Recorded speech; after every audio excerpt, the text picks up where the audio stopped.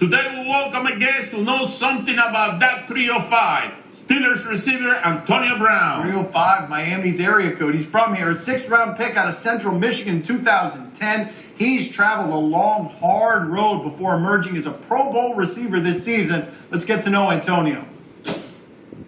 How would you describe, Antonio, how would you describe your childhood to a stranger?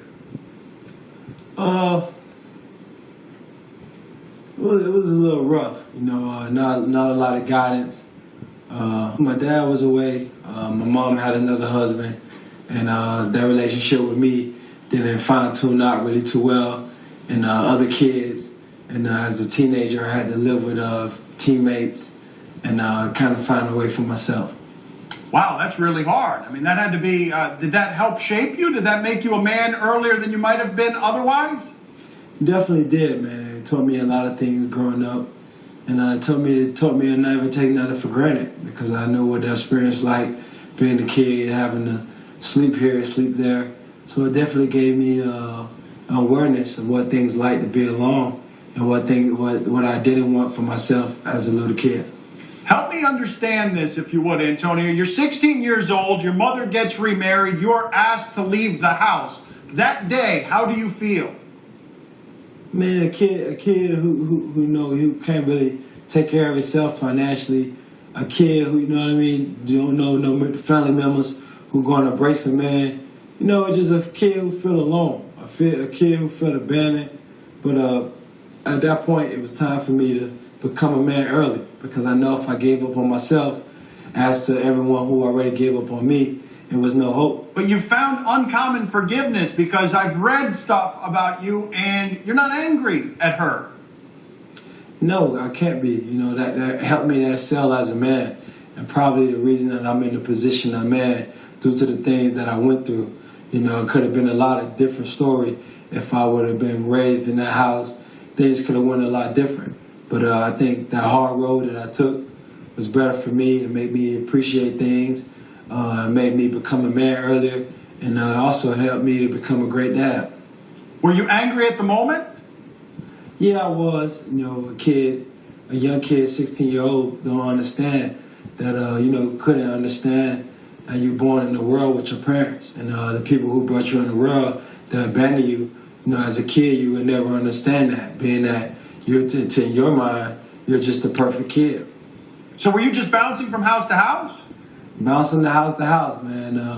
It's hard being a kid from Miami, where families got so many kids and so many situations. But wherever I could comfortably lay my head and it was great, that's where I laid it.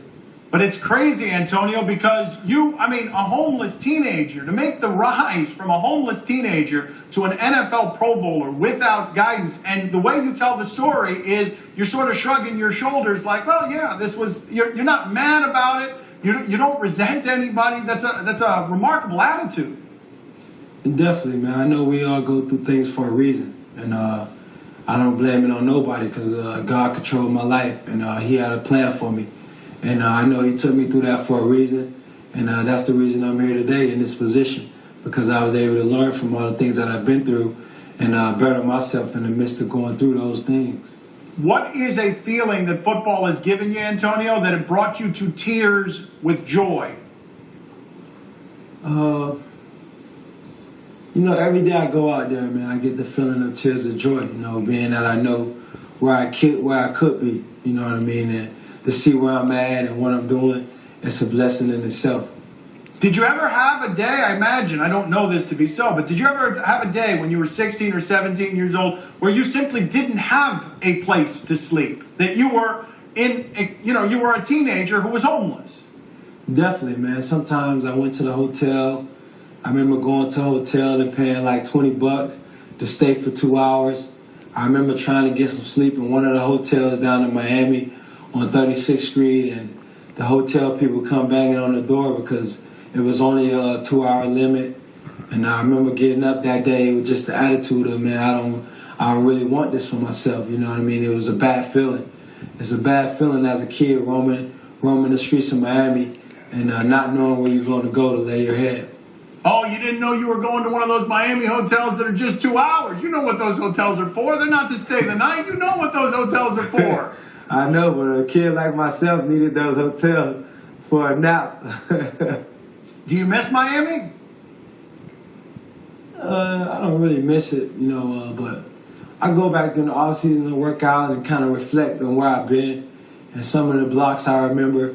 And it's always a great feeling to know that the same streets that I was once homeless in, that I could come back and make a difference for some of those kids.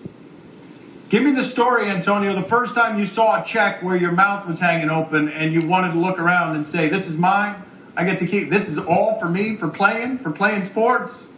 My signing bonus, when I first got it, I was like, man, this is a blessing. A kid who coming from being homeless and who just got written a check of about $70,000 was pretty amazing. You know what I mean? And that's something I was really thankful for, and something that I pride myself on saving and doing the right thing, so I never experienced that feeling of being homeless before.